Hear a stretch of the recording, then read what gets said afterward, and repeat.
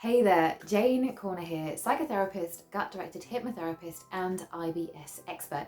And let's talk about what's causing your IBS symptoms. Because unlike a lot of digestive issues, IBS is not actually associated with anything being physically wrong with your gut. Now, this does not mean that your IBS symptoms are all in your head, far from it. IBS symptoms are very real. But if there isn't a physical or structural reason for your IBS, then what on earth is going on? Well, IBS is now understood to be a disorder of centralized pain processing or gut-brain interaction. This means that your brain and your gut just aren't communicating as they should, and your central nervous system isn't processing pain signals correctly. This is why IBS is called a dysfunction of the gut-brain interaction, or a DGBI for short. And most experts believe that IBS is a result of several factors. Some of these are biological, which includes how your nervous system communicates, and which I'm covering in part 1 in this video. Some of these factors are psychological, such as emotional distress, worry and anxiety, and some are environmental, which includes the impact of stressful life events on your digestive system. And I'll be talking more about these last two factors in part 2 of this video series. So let's dive into the biological causes behind your IBS, and it starts with the brain inside of your gut. Yes, you have a brain inside of your gut. Well, not really, but your gut does have its own nervous system called the enteric nervous system, which many scientists refer to as your little brain. Now, your gut's nervous system is made up of lots of different types of neurons, which each have a job to do. And the two types of neurons that we're concerned with when we talk about IBS are the motor neurons and the sensory neurons. So motor neurons, which are embedded in the muscles along your gastrointestinal tract, are there to control the movement of food as it moves through the digestive system. This is the process of peristalsis, where alternating muscle contractions and relaxations basically push the digested food along your gut at just the right speed.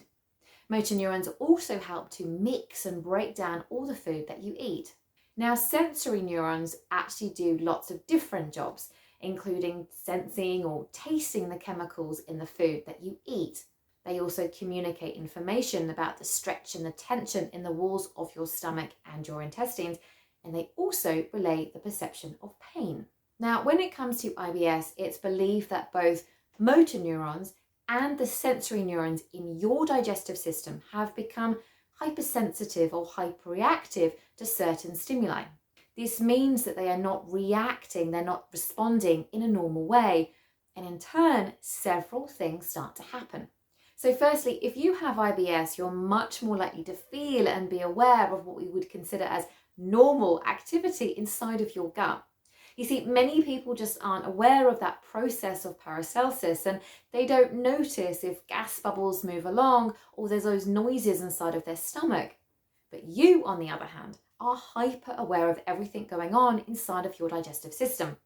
Those sensory neurons in your gut are transmitting information much more loudly to your brain.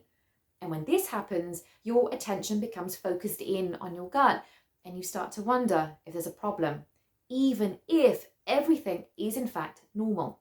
This is called visceral hypersensitivity and describes when you become hypersensitive to sensations in the viscera, which basically means the internal organs in your body. And in the case of IBS, this is your gut. And when you are more aware of these sensations, you start to notice them more frequently, and you also start to worry about them a lot more often. This then leads to an increase in the anxiety levels that you have, which then further influences your gut symptoms. And I'll talk more about the impact of stress and anxiety on your gut in part 2. So in addition to your sensory neurons becoming more sensitive, the motor neurons in your colon also don't seem to function in the way that they should.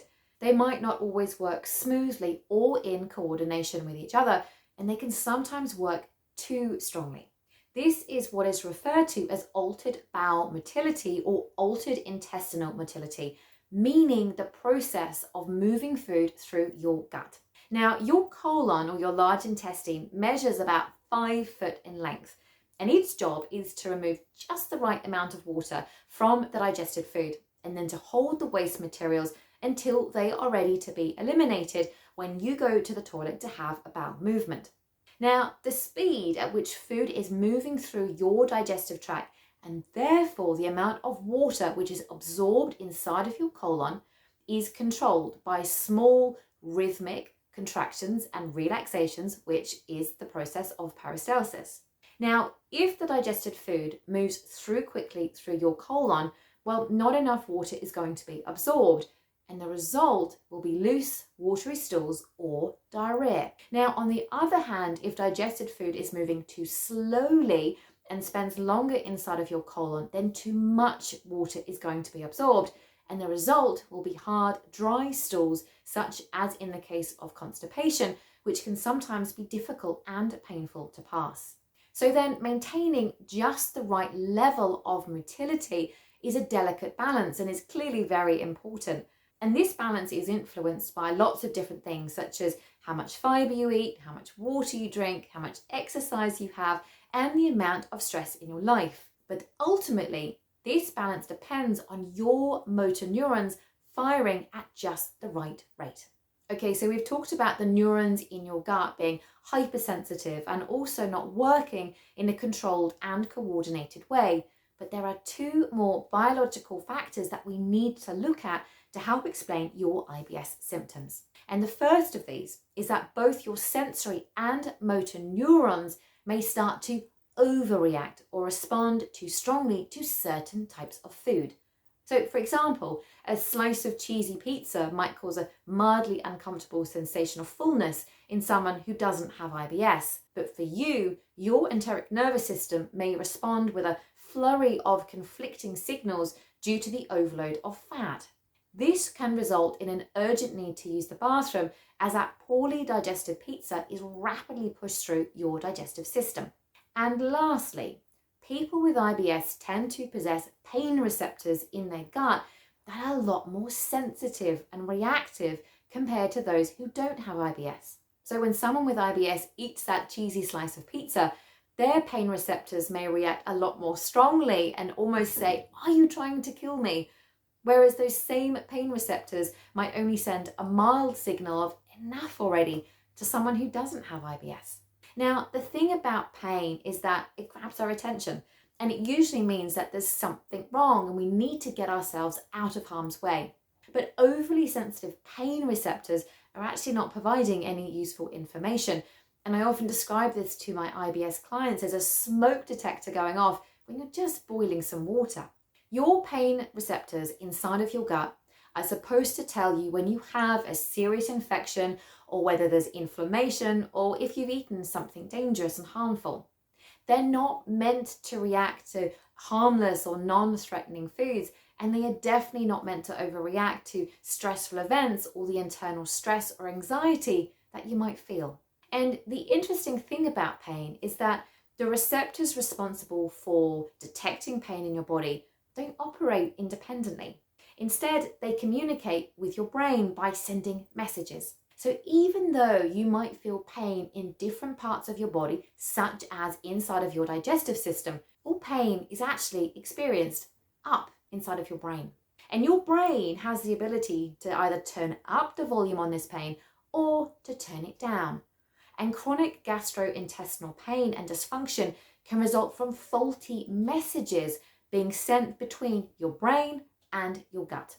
So when there is an increase in nerve activity going on inside of your brain, we can experience pain a lot more loudly. This is visceral hypersensitivity, where the brain doesn't regulate pain as it should, and pain is experienced even more intensely, even though there may be nothing physically or structurally wrong with your gut.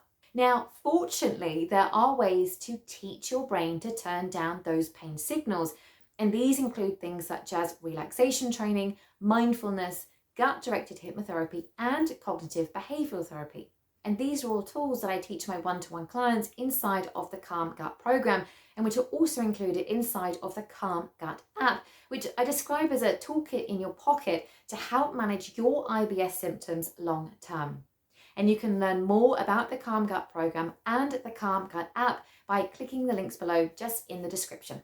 Now, in addition to helping to normalize the problem with the way that pain is being processed, gut-directed hypnotherapy has also been shown to positively influence gut motility, which is how fast waste products and that digested food is moving through your bowel, and is effective for normalizing both constipation and diarrhea predominant IBS. So let's now head on to part 2, and in this next video we're going to look at the impact of stress on your gut and why psychological stress has a direct biological effect on your IBS and how it makes IBS symptoms worse. Understanding this is a big part of learning how to regain control over your symptoms. So bye for now, and I'll see you over in part 2.